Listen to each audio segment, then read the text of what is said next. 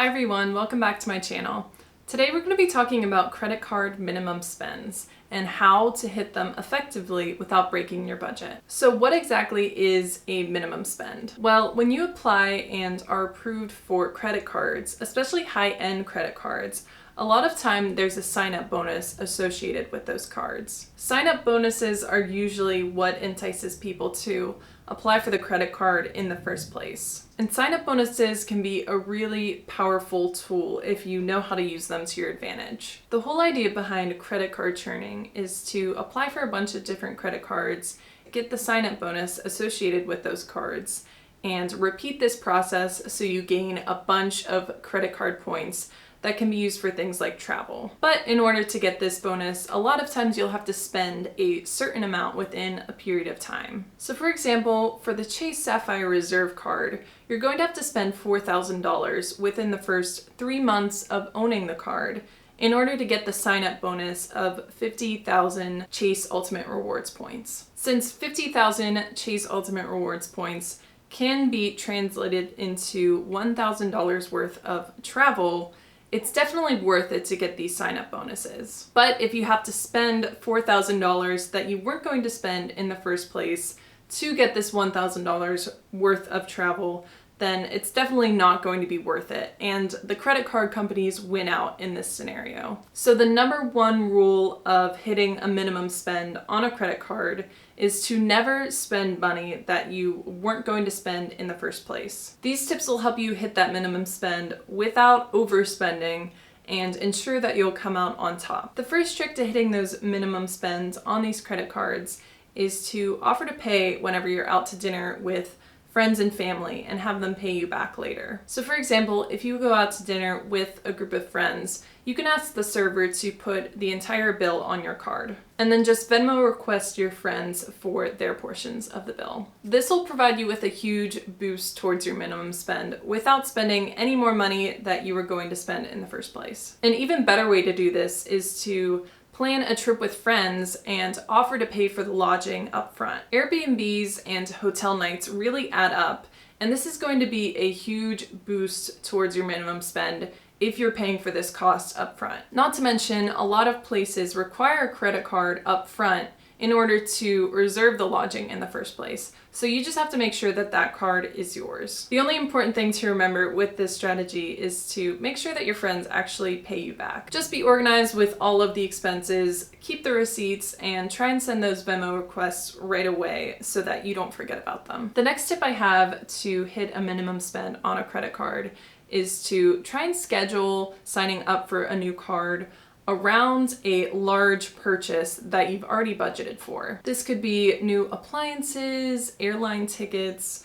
new furniture, a new computer, or really anything that you were going to buy anyway. By timing the opening of these credit cards to purchases that were going to exist in the first place, you're really going to save yourself the hassle of spending more money than you originally intended. So I did this whenever I signed up for the Chase Sapphire Reserve.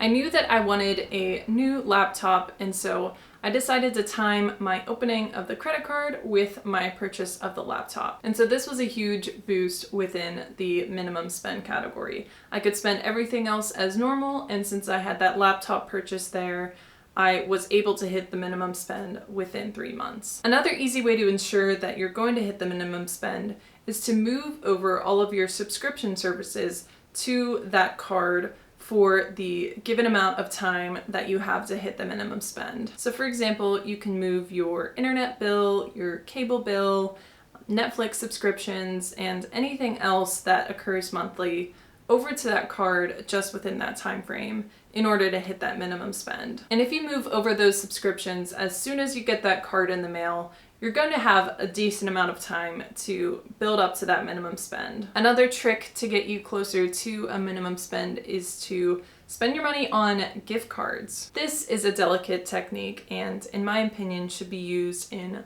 moderation. But if you know that you spend $50 at Target every month or $100 on Amazon, you can buy gift cards towards those stores, and that's a great way to hit your minimum spend. And this is just a way of pulling next month's expenses into the current minimum spend period. Another great technique that might only apply to a certain number of people is to buy a bunch of raw materials or items in bulk and resell them for a profit. So if you run an Etsy store or you dropship items on Amazon, you can buy these items in bulk and put them on your credit card. And this is a double win because it's helping you with your side hustle and to reach your minimum spend. A less talked about trick to hitting minimum spends on credit cards is to use your credit card to pay for your rent. Most places are going to charge you a fee when you do this, so it's definitely worth calculating out the cost of that fee and seeing whether or not that fee is going to be worth it. I've definitely used this method to hit a minimum spend on credit cards, and it's definitely worth it for me because a lot of times I'm getting thousands of dollars worth of travel for, say, a $30 fee whenever I pay my rent. Obviously, it's not the best case scenario because you do have to pay a fee, but even if you do use this method, just on 1 month's worth of rent, it could set you up to hit that minimum spend within the next couple of months. And it's definitely a trick that's worth considering. My apartment complex allows me to pay for my rent with a credit card directly within the resident portal. But if this isn't available to you, there's a service called Plastiq, which allows you to pay for most things with credit cards. Plastiq does charge you a fee in order to pay with your credit card, but a lot of the times, if you're getting those huge sign-up bonuses, this still can be worth it. And the last tip I have for you is to pull in larger expenses that happen later in the year into your minimum spend time frame. Examples of this would be purchasing gifts for friends and family for birthdays and holidays, or maybe paying for a future trip way ahead of schedule. This not only saves you time down the road, which is a gift for your future self, but it also brings those expenses into your credit card minimum spend time frame. This can be an excellent way to hit those minimum spends without spending more money in the year than you normally would. So those are 7 tips and tricks that will help you get closer to hitting minimum spends without breaking the budget. Please let me know in the comments below if you have any more tips on hitting minimum spends without spending more money than you normally would. Please like and subscribe if you enjoyed the content of today's video, and I hope you all have a wonderful rest of your day. Bye!